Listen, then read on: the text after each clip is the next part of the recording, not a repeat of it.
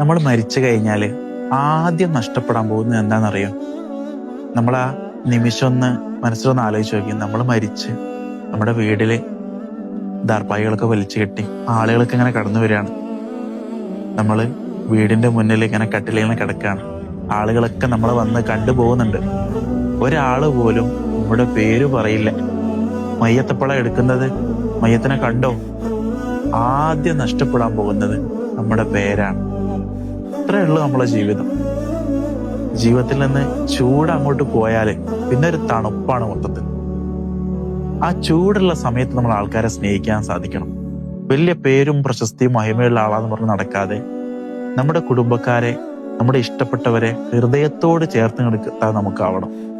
ചെറിയ പ്രശ്നങ്ങളുടെ പേരിൽ ബന്ധങ്ങൾ മുറിച്ചു നിൽക്കുന്ന ഒരുപാട് ആളുകളുണ്ട്.